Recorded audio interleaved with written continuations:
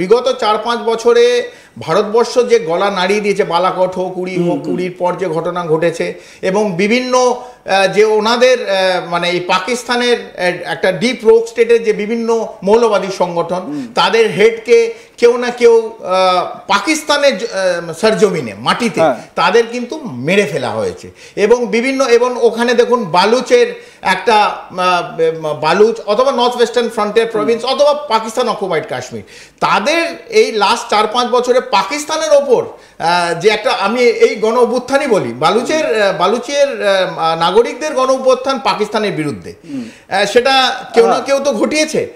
আমার মতে বাংলাদেশের এগুলো দেখে শিক্ষা পাওয়া উচিত যে পাকিস্তানের মতন একটি রাষ্ট্রকে, যারা নিজেদের খুব মিলিটারিলি পাওয়ারফুল বলে, তাদের বিগত 4-5 বছরের যা অবস্থা হয়েছে, তাদের আটা কেনার পয়সা নেই নাগরিকদের, তাদের মধ্যে একটা সিভিল ডিসওবিডিয়েন্স চলছে, তাদের সামরিক বাহিনী এই বালুচের সংগঠন, বিভিন্ন সংগঠন থেকে থাপ্পড় খাচ্ছে দিনের পর দিন, পাখতুনদের কাছে থাপ্পড় খাচ্ছে। এমন পরিস্থিতি হচ্ছে, সোশ্যাল মিডিয়ায় ছবি আসছে, সেখানে পাক সেনা দৌড়ে পালাচ্ছে, বাল্টিস্তান, তারপরে বালুচিস্তান, পাক অকুপাইড এই এলাকাগুলোয় ঢুকতে পারছে না।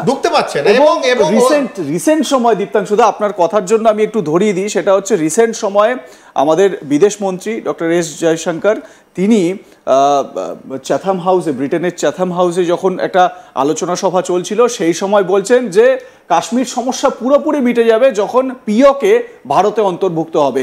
এই এক কথাতেই কিন্তু পাকিস্তানের হালচাল তৈরি হয়ে গেছে। একদম, এই পাকিস্তান অকুপাইড কাশ্মীর আপনি দেখবেন অনেকে আমাদের থেকেই বলে, একটা মার্কারির পাড়া তোলার জন্য বলে যে আমরা পিওকে আমাদের নিতে হবে না। Bharatvarsha is the 5th largest economy, আমি বারবার বলি, is one of the biggest military পাওয়ার।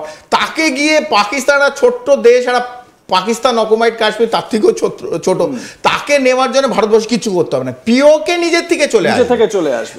এরম যেন বাংলাদেশে না হয় যে আপনাদের এই যে নতুন বন্ধুদের খোপের মধ্যে পড়েছেন, আপনাদের যে একটা ছোট্ট দেশ, 18 কোটির দেশ, এটা যেন না ভেঙে পড়ে, বিভিন্নভাবে ভেঙে পড়ে। আপনারা দেখছেন আরাকান আর্মি রাখাইন এরিয়া থেকে আরাকানরা ঢুকছে, এবং রাখাইন থেকে এবং বিভিন্ন জায়গা থেকে বলছে আমরা ভারতবর্ষের সঙ্গে এক হয়ে যেতে চাই, এবং ওরা যদি এক হয় কক্সবাজার এবং চট্টগ্রাম যদি কেটে যায়, এবং এই সিলেটের দিকে যদি কেটে যায়, আপনাদের যদি 3-4টে পোর্শন কেটে যায়, তাহলে কি হবে? পাকিস্তান কি চাইছে যে বাংলাদেশকে বিভিন্নভাবে কেটে যাক? কারণ বাংলাদেশ তো 71-এ বাংলাদেশের নাগরিক পাকিস্তানের সাথে ছিল না, সেই রাগ হয়তো ছিল, এবং আপনাদের কাঁধের ওপর দিয়ে বন্দুক চালাচ্ছে। বাংলাদেশের নাগরিকের আজ এটা ভাবা উচিত যে এই নতুন বন্ধুকে কোলে নিয়ে নিজেরাই সর্বনাশা দরজা খুলে ঢোকাচ্ছেন কিনা। তো এটা আমার মনে হয় বন্ধ হওয়া উচিত। আপনি দেখুন পাকিস্তানের পিওকে আজ না হলেও কালকে ভারতের সঙ্গে যোগ হতে চাইছে। ভুটান একদিকে ইকোনমিক্যালি পুরোটাই ভারতের ওপর নির্ভর, এবং ভারতের সঙ্গে যোগাযোগের একটা কথা চলছে। ওদিকে রাখাইন এলাকার দিকে, যেটা আরাকান আর্মি যে দিকটা থাকে মায়ানমারে, তারাও এই মণিপুর এবং মিজোরামের ওই সাইডে ভারতের সঙ্গে এক হয়ে যেতে চাইছে। বাংলাদেশের ওপর আমরা এটা ছেড়ে দিচ্ছি, বাংলাদেশ কীরমভাবে যাবে।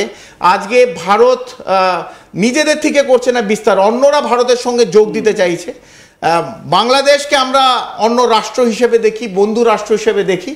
বাংলাদেশ আরও ডেভেলপমেন্টের দিকে এগিয়ে যাক, গণতন্ত্রের মাধ্যম দিয়ে একটা সরকারকে নিয়ে আসুক, সে আওয়ামী লীগ হোক, বিএনপি হোক, অথবা নতুন কোনো যদি ডেমোক্রেটিক ফর্মে যদি আসতে চায় আসুক। তবে অন্তর্বর্তী সরকার, ইউনিসেফ গভর্নমেন্ট, এটা একদম দুর্বৃত্তদের সরকার।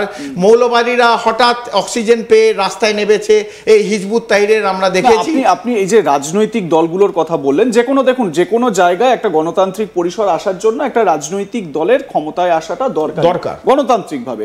এবং দেখুন সম্প্রতি বাংলাদেশে আপনি জানেন জাতীয় নাগরিক পার্টি, নাহিদ ইসলাম, মাহফুজ আলম, হাসনাত, এদের এই ছাত্রদের, যারা ছাত্র আন্দোলনে মুখ ছিল, তাদের একটা রাজনৈতিক দল। আপনার কি মনে হয় যে এই দলটা, যদিও এই দলটা এখনো পর্যন্ত, এই দলের নেতারা বলছেন যে এই মুহূর্তে নির্বাচন করার কোনো রকম জায়গা নেই, পরিস্থিতি নেই, নানান রকম সংস্কার দরকার, গণপরিষদের নাকি আমূল পরিবর্তন আনা দরকার, এবং সার্জিস আলম নামে এক মানে এই ছাত্র, হ্যাঁ তথাকথিত ছাত্র, সে তো বলছে যে শেখ হাসিনাকে শাস্তি না দেওয়া পর্যন্ত বাংলাদেশে যেন কেউ ভোটের কথা চিন্তাই না করে।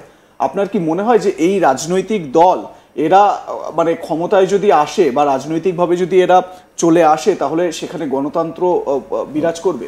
দেখুন, এই নাহিদ অথবা মাহফুজ আলম এরাই তো দাঁড়িয়েছিল আমাদের অন্তর্বর্তী সরকারের যিনি এখন হেড, ইউনিসের পাশে দাঁড়িয়েছিল ইউএসএ ক্লিন্টন ফাউন্ডেশনে যখন প্রোগ্রাম হচ্ছিল। তো এই গণ অভ্যুত্থানে তো এরাই মুখ ছিল, এবং উনি তো বলেই দিলেন যে এটা কমপ্লিটলি স্টেজড, এটা অনেক দিন ধরে ওরা প্ল্যান করছেন। তো প্ল্যান করে যারা বাংলাদেশের সর্বনাশা ডেকে আনলো, তারা যদি বাংলাদেশের গণতন্ত্র ফিরিয়ে আনে, আমি নিশ্চিত তারা গণতন্ত্র ফিরিয়ে আনতে পারবে না। এক তরফ থেকে, এটা আমার ব্যক্তিগত চিন্তাধারা, তারা এক তরফ থেকে এই মৌলবাদী শক্তিদের আরও চাড়া দেবে, জামাত শক্তিদের আরও চাড়া দেবে। আপনাকে এটাও বলে রাখি, জামাতের বহু লোক এই সময় কিন্তু চীনে নিয়ে গেছে, তাদের কিন্তু একটা ট্রেনিং দেওয়া হচ্ছে।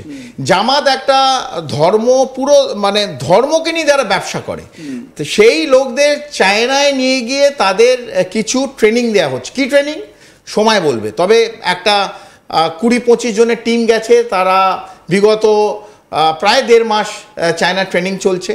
এবং আমি এটাও জানি যে ইউনিশ সরকার এই এপ্রিল অথবা মে মাসে চায়না এবং জাপান এই দু জায়গায় ওনার ট্রিপ আছে। বিশেষ করে চায়নায় 7 দিন উনি থাকবেন। তবে বাংলাদেশ যেহেতু geopolitically is a very important strategical position, সেই সঙ্গে ইউনাইটেড স্টেটস অ্যান্ড চায়নার চোখ আছে, এবং বিভিন্ন পশ্চিম দেশেরও এই বাংলাদেশের ওপর চোখ আছে। কেন, চায়না একদিকে, ভারত একদিকে, দুটোই rising power of the east. তো এরা কোনোদিন ইউনাইটেড স্টেটস চাইবে না আইদার ভারত অথবা China will become a global giant. একদমই, আমি ঠিক সেই জায়গা থেকে বেশ কিছু কমেন্ট নেওয়ার চেষ্টা করব। আপনি খুব সুন্দরভাবে এই চীনের প্রসঙ্গটা উত্থাপন করলেন। এখন দেখা যাচ্ছে যে বাংলাদেশের যে কূটনীতি বা বাংলাদেশের যে রাজনীতি, সেটা অনেক বেশি করে সেখানে মানে চীনপন্থী একটা কূটনীতি লক্ষ্য করা যাচ্ছে এবং পাকিস্তানপন্থী একটা কূটনীতি লক্ষ্য করা যাচ্ছে। ভারত সেখানে একটা গৌণ ব্যাপার হয়ে দাঁড়িয়েছে। যাই হোক, এবারে আপনাদের বলে রাখি যে চীনে যে উইঘর মুসলিমদের কি অবস্থা চীনা অ্যাডমিনিস্ট্রেশন, শি জিনপিং এর অ্যাডমিনিস্ট্রেশন করেছে, তাদেরকে একটা জায়গায় পুরো একঘরে করে রেখে দেওয়া হয়েছে। এটা ভালো করে একটু বুঝে নেবেন, একটু পড়ে নেবেন। জামাতে ইসলামীর যারা যে সমস্ত সদস্যরা চীনে যাচ্ছেন, ট্রেনিং নিচ্ছেন, তাদের অবস্থাও যে চীন কি করে দেবে, তাদেরকেও যে তাদের দেশেই এরকমভাবে একঘরে করে দেবে, সেটা কিন্তু বলার অপেক্ষা রাখে না। খুব সাবধান। আপনাদের এক জাত ভাই যেরকম আপনারাও মুসলমান সম্প্রদায়, সেরকম উইঘররাও কিন্তু মুসলমান সম্প্রদায়ের। তাদের সেখানে নামাজ পাঠ করার কোনো রকম অধিকার নেই, তাদের সেখানে মসজিদ ভেঙে দেওয়া হচ্ছে, তাদের সেখানে বিয়ের অনুমতি নেই, তাদের সেখানে একটা সুস্থ স্বাভাবিক জীবনযাপন করার ন্যূনতম যে বিষয়গুলো সেইগুলো পর্যন্ত নেই। খুব সাবধান, কিন্তু জামাতে ইসলামীর সদস্যরা যাচ্ছেন, যান, কিন্তু পরিণতি খুব খারাপ হবে। দেখুন, অনেকে কমেন্ট করছেন, দীপ্তাংশুদা, বাংলাদেশি অনেকে বলছেন যে ডিপ স্টেট আমেরিকান বাংলাদেশের ওপর গতিবিধি লক্ষ্য করছে, আর প্রধানমন্ত্রী মানে ভারতের প্রধানমন্ত্রী নরেন্দ্র মোদীকে চেয়ার থেকে ফেলার পরিকল্পনা করছে।